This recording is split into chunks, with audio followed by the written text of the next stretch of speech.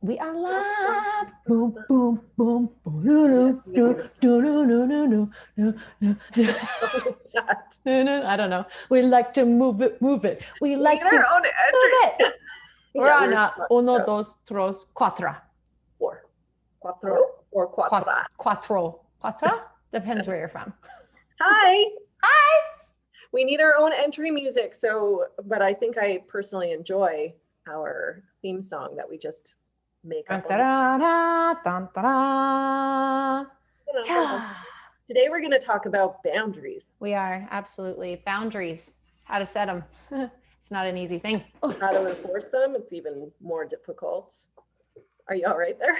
I just lost my aura spray cleanser. I was spraying myself, getting all ready for y'all here today. And yeah, see, wait. Who knew? Clear that shit out. See? Oh, look at that. Look at that. Thanks, Tina. Thanks, Tina. Yeah, thanks, Tina. I wonder if she watches us. She really should. I'm going to poke her. I'm going to be like, watch episode 2 and episode 4. Yeah. We mention your name twice. Tina. Okay. So much love and gratitude. So boundaries, let's talk about this. Are these things easy? Fuck no. Right? Not are these easy. things? Well, I mean, I think some boundaries are easy, but I mean, when you look at boundaries that we keep with our children, boundaries that we keep with our family, which is very difficult, boundaries that we keep with our partners, but most importantly, boundaries that we keep with ourselves. Absolutely. How do you keep boundaries, Crystal? Well, I was just actually thinking about this conversation and I thought to myself, it's a constant thing for me to set boundaries about I would say that the chatter, I want to go to self-image about myself, right? Where I'll go live or I'll go to talk about something and there's this like negative chatter. Yeah. And the moment that I can recognize what that is. So the awareness piece is huge, right? The awareness piece of recognizing first, like what is happening? I'm self-sabotaging myself and I'm focusing too much upon myself versus just showing up. And that's why I think these chats are so organic because I'm comfortable. It's just you. And I'm not thinking about me. I'm just connecting with you. But I have to really tune in all the time to set a boundary, to be kind to myself and to recognize the thoughts that are coming in because it's an old belief. We talk about belief and patterns and this habitual way of being, but to stop that. And I found the moment that I could place that boundary, and it starts with that awareness piece to recognize it's even happening in the first place. Once I was able to set boundaries within myself, it was a lot easier to set boundaries with others the moment that I could set that for myself. So I would say it's definitely hasn't been easy, but it's a constant reminder and a constant reference of awareness and to really be true to my own desires and recognizing that, hey, I can set boundaries for myself. Mm-hmm. Because when I can do that and stand in my own power, then I can set boundaries for all of the noise and the things happening around me and honoring that boundary that just keeps kind of referencing back to that inner self. You know, the way that I think of boundaries, which you're beautifully on point, but people have a hard time relating self-care with boundaries. Being unkind, we don't even realize we're unkind until we start to realize we're unkind. But either way, I always compare it to either potty training a dog, a puppy, or sleep training a child, right? So the way that I see it, because you're setting boundaries, no, you're not allowed to, piss and shit in the house. But if you do, then I'm unhappy, you're unhappy, my inner sanctity is now, threatened with awful smells and a mess. But if you learn to live by these rules, then everybody's happy and so are you because you know where you need to go, right? Absolutely. So that's like the most simplified version that I can come up with. And when you are potty training a dog, a puppy, you let them pee or poo in the house once, you got to start all over again, right? Because they will be like, oh, I was allowed to do that. All right, I'll just do it again. And I'll do it again, and I'll do it again. And it will be a consistent problem throughout their lives because there's been no strict parameter that has been built for their safety, right? Yes, and people, as a human species, we thrive in structure. We need rules, except for the anarchists who had too much rules and now they're anarchists, right? So, and you even look at a child and you're sleep training a child, you go into that room one time. and you are just screwing yourself for like another week, right? So when we apply that as human beings to other adults, and we allow one behavior that makes us feel unsafe or unsafe within our own selves, because if somebody is pushing our boundaries, we are allowing ourselves to be uncomfortable for their comfort. Absolutely. And that's not okay in any way, shape, or form ever. We've been conditioned to believe that we have to make ourselves uncomfortable to make somebody else comfortable. Yeah. That's total horseshit. It is horseshit. And I think the biggest thing that I've had to learn a lot is saying the big NO word. Yeah. Yeah. Saying no, that's saying no. hard, especially as a self-proclaimed people pleaser. I know. I was just going to say, I am so a retired people pleaser. I'm full of shit. I still people please, but I'm really just trying to step in. Yeah. Or like we like high five each other through the screen. Boom. But it's a hard thing to do. And I go back to, you know, what types of things am I trying to create within myself? And if I'm not saying no, then I'm just dishonoring, you know, those boundaries again in myself. And it's just this like repeated cycle. Do I feel bad saying no sometimes? Absolutely. Do I try to justify why I'm saying no versus just standing in that and saying, no, thank you, or maybe next time. But I'm getting better at it the more I practice. Yeah. Right? Like, no. Well, and I think as caretakers, as mothers, as parents, but people who are inherent people pleasers do have this sense of obligation that it is up to them to make people happy. And it's kind of self-destructive and a little selfish to think that we make other people happy, right? And if I do this, then their life will be easier, but then my life will be depleted and blah, blah, blah, blah, blah. And it goes down this spiral. And the boundaries are like setting either physical parameters, right? Like, no, you're not allowed to step foot into my home. Mm-hmm. No, you are not allowed to come. I mean, everybody's doing that with COVID right now. Mm-hmm. Listen, I'm going to ask for some social distance. You're standing a little bit too close. That is a boundary. That's beautiful. But then it goes even deeper into relationships and children. I mean, but family, man, the amount of clients that I've had that are like, but they're my mom. You said that, and I just, you see that in my body? It makes me angry. You say that word, and I'm like, if they're blood related or not, if they are treating you unkindly Absolutely. And they're consistently pushing against your boundaries and not respecting your requests, then there needs to be a tougher boundary or a removal. I always think of it like your five closest people that you're with, the 5 people you spend or talk to the most, directly influence, and we've talked about this in one of our episodes, directly influence how we handle stress and behaviors and joy and all that kind of stuff, right? But if somebody is crossing that boundary, it's time to push that person to the fringe, and not to eliminate them, but just to be like, you haven't respected my boundaries. I've asked for this 1, 2, 3, 4, 5, 6, 7 times. And now it's time to say no. It's almost like offering up a consequence for children, right? If we don't follow through with that consequence, then the behavior just continues. And then it's like, I'm not going to take you seriously because you haven't actually set that firm boundary. And then the behaviors continue or they get perpetually worse. Mm-hmm. So it's very interesting when, are we enabling or are we being true to ourselves and being true to those boundaries that we're setting so that we can follow through and allow that consequence or the outcome to actually change. Yeah. Well, and that's the hope, right? Is that we're going to tell somebody, this is my boundary. This is my unsafe zone. You have crossed into this unsafe zone. You've done it once, you've done it twice. And now I have to make a declaration of, no, I'm sorry, but I can't trust you to not respect the boundary that I'm putting here. Therefore, I now need to make a decision. And when we present these boundaries to people, it doesn't need to be large. It could be the smallest little things like, hey, don't drink out of the milk carton in the fridge. That's disgusting. Get a glass, right? That's just I don't actually have milk in my fridge because we're a dairy-free home, but you know what I mean? So it's just a small boundary. But when you present it where, hey, this behavior that you do through no fault of your own, and that's you, makes me feel like this over here. I'm recognizing that your behavior perpetuates this within me. So I'm going to ask that we meet somewhere in the middle where you change your behavior and I will try to change mine. And we can find a happy middle boundary where we both feel emotionally safe. But when one person keeps creeping into that boundary and going, whatever, they'll get over it. It's fine. I'm family, you know, then you're stuck going, all right, like I don't have any rights here and their comfort is more important than mine. And this results in self-hatred and lack of self-love, and it is a downward spiral. Yeah, absolutely. And having the courage to set those boundaries and recognizing that you can do it in a way where you're not hurting people's feelings, but feeling once that boundary is in place, it feels so good. Yeah. Speaking from experience, it's like, right? You want to share a boundary that you've recently set?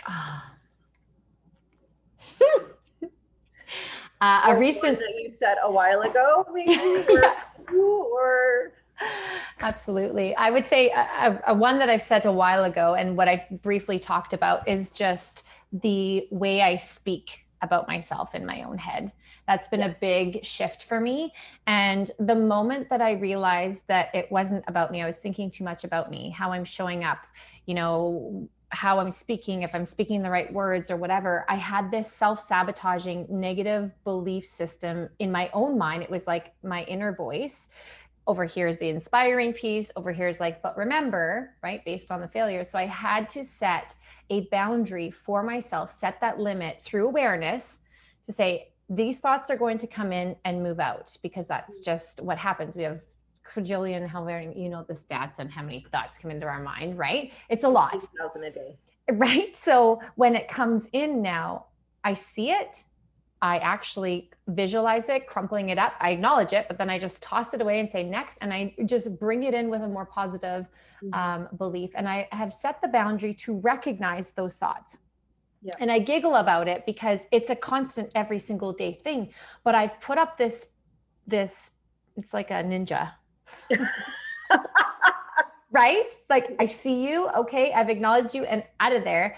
And it's taken some time with a lot of mirror work. It's taken a lot of time of doing, you know, some rampaging and writing out my self-image script. And really, I like to say it as like, you know, dehypnotizing myself, because I've been hypnotized in a state to think these things and unlearning these things, because that's just been embedded in my mind for so many years. So for me, the biggest boundaries I've been setting lately are for myself, because I'm recognizing that before there was no boundaries. I could talk shit about myself all the time. And I'm like, no, right? There's the ninja again.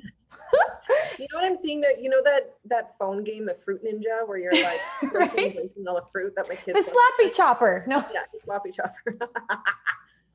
But it's true, and it's been inspiring, but it's also been scary, because when you're sitting there going, holy shit, how long have I talked to myself like a jerk? How, you know, I treat everybody else with respect, but why haven't I be treating myself with respect? And tapping into that self-care piece. So that's been the biggest boundary, and also boundaries with my physical space. Yeah. I'm still working on that, but getting those boundaries clear, where if you want to pop by and whatever, just shoot me a message and let me know. And I mean, with COVID, everything's kind of stopped by, but there are still popper buyers where I'm just like, oh, it wasn't really, I mean, unless I'm, you know, standing there, which I don't roam around the house naked, but you know what I mean? When people just pop by and you're like, so it sets your whole day off, because then you're like, well, okay, I have time for you, but then your whole day gets right. And that's the family piece where it's like, I'm welcoming them in, but I'm like, I didn't even know you were here. So it's been interesting to see that it's now easier, even though it was hard, to set boundaries for myself than with others, because I can just play around in my own head. So I guess my question for you is, what is the boundary that you have set recently that's supporting you? Know, I actually have a really good boundary that I think maybe a lot of people relate to. It's one with my ex-husband. And my ex and I are very amicable. We co-parent quite well. We're on the same page with the kids a lot of the time. But when he used to come and drop them off, he would just walk into my house. And he would always walk the kids to the door because that was something that was important to him. But he'd just walk in, and every time he dropped them off, I would have to get up from what I was doing and go and meet him at the door. And it would end up being like a 15-minute conversation about nothing that was unnecessary. And then he would leave, and it was exhausting me because he's my ex-husband. Like, we can co-parent, but I don't for a really reason. necessarily want to be your friend. Right? So it was hard, and I kept trying to establish these boundaries, but I didn't quite know how to do it until I finally was like, gave him a phone call. I'm like, listen, I don't enter your home. You know, you live with your girlfriend, and I adore both of you, but I will not enter your home. And if I've ever dropped the kids off, I'm only coming up to the door if they can't carry all of the stuff themselves. Otherwise, I kick them out of the car. I'm like, hey, love you, bye. Right? Like, that's it. And I have no need. And when I arrive, yes, I will come to the door to pick them up if that's the case. Otherwise, I text you, send them outside. I'm on my way. And so I'm asking for the same respect. And when we establish a boundary with somebody, immediately somebody will get their defense up because you're telling them that their behavior is wrong, right? So it can come across as a very negative attack, even though you don't mean it. And I said, you know, I would just like the same respect that you have with me. And he's like, well, this is what we've always done. And that's the thing with boundaries that is really important for people to understand, is just because it's always been done a certain way doesn't mean it can't change. Absolutely. And so I said, well, yes, that is the way that it's always been done. And now I'm asking for it to be done differently. And I might change my mind again, just like you have the right to change your mind. Maybe one day you'll be like, come on in, just let yourself in my house. Have a tea, let's have dinner. Yeah. Right, whatever. But that's not the case right now. And so I'm asking for this respect. And he was like, okay. And he was combative at first, abrasive at first, and very abrasive the first few times he dropped the kids off without coming to the door. And then the children had to ask, why isn't daddy allowed in the house anymore? Right. And I'm like, okay, so listen, let's all have a discussion about boundaries. And this is my safe space. This house is my house. Right. And if you had somebody that you were friends with, but not really, would you want me to just let them walk into your bedroom? And my oldest was like, no. And I'm like, this house is my bedroom, every wall. So your dad needs to ask permission before he walks in. And this is just a boundary. And he was like, oh, okay. And he got it. And since then, it's been fantastic because my ex will literally come to the door and we will start to chat sometimes. He'll be like, may I come in? And I'll be like, yes, come on in. And it's just that simple act of him asking my permission that reminds both of us over and over, this is a boundary, you're respecting me, therefore I will respect you. And it's like a coming together, and it's really quite beautiful. And I haven't told him that I'm proud of him for holding my boundary yet, but this conversation has come Hopefully up. He's not watching this. No, he's just going to start barging in. Yeah. I appreciate you not barging in. You know, last night he dropped the kids off and I heard them talking to each other from the car. So he stayed in the car, and that was a great thing. And that's a good boundary to hold. It's something simple that you might always have resistance because we teach people how to treat us. And when we change those rules, it can be very difficult for the person on the other end to understand there's a rule that is being changed. Right. Totally. And we become like toddlers. It's like, if you're going to pull a 3-year-old off a swing, you best be giving that 3-year-old like 5 warnings before you pull them off. So they are mentally and emotionally and physically prepared to stop swinging. But if you yank that kid off the swing and then tell them to deal with it, what's going to happen? You're going to have a temper tantrum. Adults are very much the same. Okay. So when we can, I know, I totally get it. And as you're talking, I'm like, all my wheels are spinning because I have a question. So I've set a boundary. Yeah. Okay. I'll share it. It's love my dad. Dad, if you're watching this, I love you. I ask him to take his shoes off at the door just because I'm like, I just want the shoes off at the door. But I don't know if it's a generational thing where that generation just wears their shoes in houses. I don't know. And it happens too. And it's not just him, but like service techs, the Shaw guy would come, right? And I'm like, hey, can you take off your shoes at the door? If I don't ask them, they just wear their shoes in my house. And it really bugs me. Like it just like eats at me. So some days they'll take their shoes off. That's a boundary that I've set, right? And I'm going back to the experience with my dad. And then next thing you know, the next time he comes over, he doesn't take his shoes off. And I just it's like an instant. Personal. It's like personal. It's just an instant, like then here comes my thoughts, right? I'm not being heard. And then I go into my own, and then I'm like, got the ninja. Like it's just, it tends to build, right? Where something, and I'm trying to find the root, because I've set the boundary. I've talked about how it bugs me. I share that, but it's just on a daily, it just depends on the day. Yeah. So I've had to really tap into, this isn't a me thing, and let that go. Yeah. And I feel like just investing in a giant lawn sign that says, take your motherfucking shoes off. Like, any suggestions? Somebody help me here. First of all, as adults, we need to hear something approximately 7 times before it sinks in. So we need to have repetitive rules said to us before we actually get it. So every time your dad comes over, for you, if you want that boundary kept, you need to enforce that boundary a minimum of 7 times consistently. I'm like, hey, really nice shoes today. They look better on the floor than on your feet. Like, I need to start getting creative. Or, he's coming in, and as soon as you hear the door open, shoes off, Dad. You don't even give him a second, right? Shoes off. Or he's, hey, I'm on my way over. Okay, remember to take your shoes off when you come in. But you do that 7 times. I guarantee you, Crystal, you do that for the next 7 consecutive times. You want a boundary established, you have to establish that boundary. It's not him not listening to your boundary. It's up to you to enforce that boundary so he learns that this is a boundary, right? Yeah, and it's interesting how some days the boundaries are honored and some days they're not, just depending on what's happening in his world, right? Exactly. And I totally respect that. But it's interesting, and I love the suggestions, because, after the 4th or 5th time, it's almost like I gave up, right? Yeah. And then that every time I'd see the shoes on, I'm just like, or you know me, well, twitch, right? Yeah. Or I'll say things like, oh, the cleaner was just here. Instead of saying shoes off, then I go very passive aggressive, right? By the way. No, but it's interesting because I reflect upon it. And so then the next time he comes, the shoes come off, and I'm like, okay, shoes are off.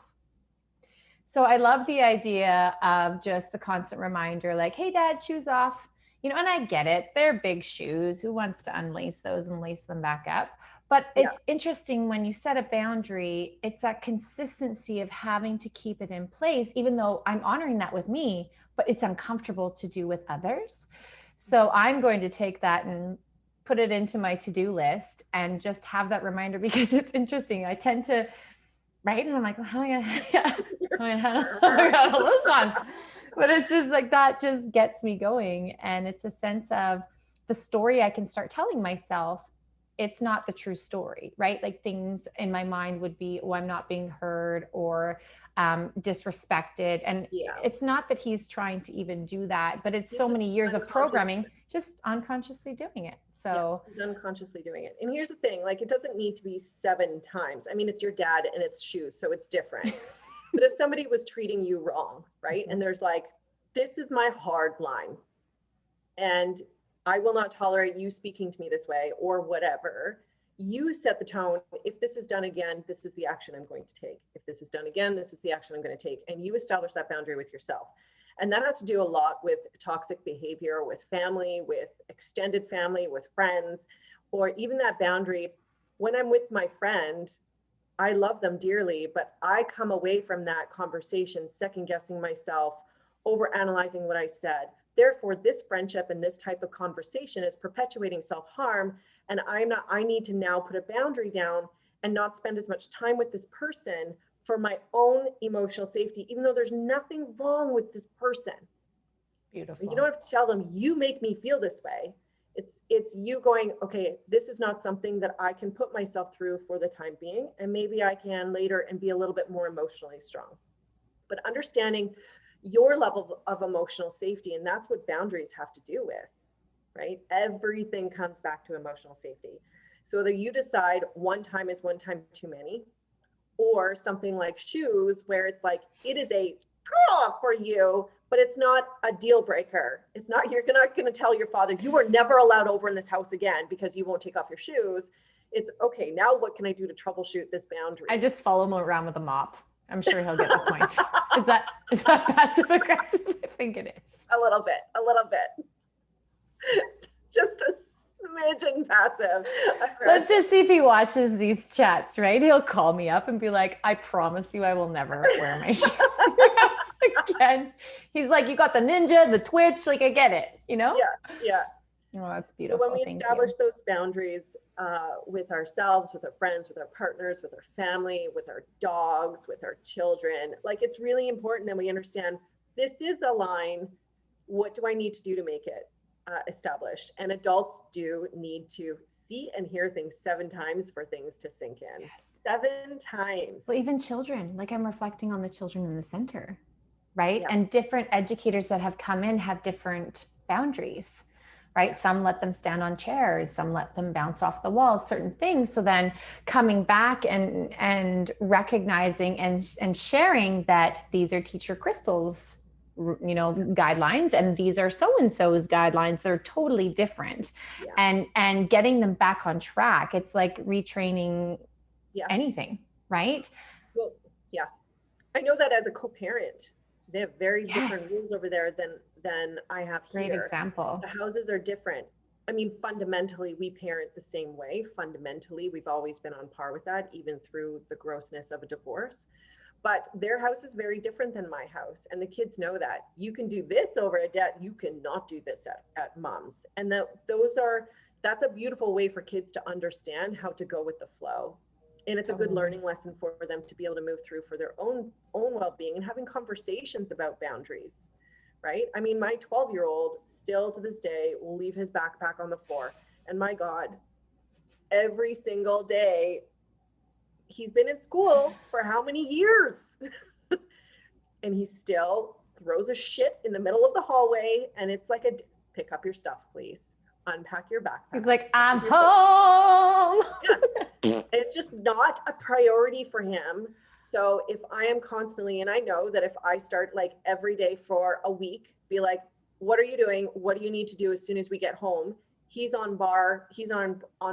If I forget to say, what do you do when you walk in the door? He will tend to forget and get excited about something, because that's what we do as human beings. We will push our limits as much as we can until we're no longer allowed.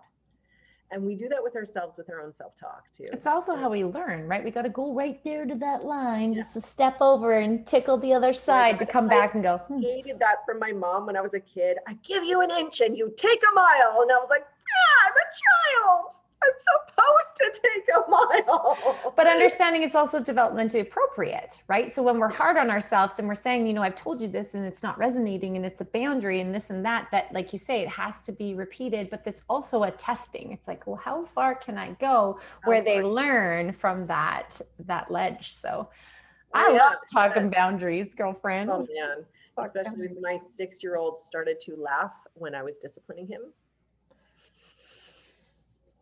He's so cute though. I couldn't discipline him. I know, he's so freaking cute. But yeah, he would be like, and then he would look at me and do exactly what I told him not to do. I'm like, oh, all right, you're 6. I know what you're doing. I know how your brain is starting to work. Well, it's going to be a lot of hurt coming very, very soon. It lasted a week and he has stopped doing it. But I had to get his dad in on it with me. Hey, this is what's happening. Got his brother. Hey, this is what's happening. We need to have a conversation. This is what's happening. And so it lasted a week with him behaving that way, and he hasn't in the last week. So. Woohoo. Yeah, just thank you. Oh, beautiful. There we have it. I love this conversation. We could talk about boundaries for hours, but I think we've talked our way through it for the next little bit. If you guys have any questions about boundaries, Crystal and I are the pros. We are the boundary queens, especially with children and with adults. You got both of us going on. So reach out to one of us if you have any questions clarifying, or you need any like resources, because we have those available for us. Absolutely. To you as well. So. And thanks again for watching. We just love having our little chatter that matters. Number 4. So much love to all of you and to you, my friend. And I'll see you again in a couple of weeks. Love you too. Okay. Bye-bye. Bye.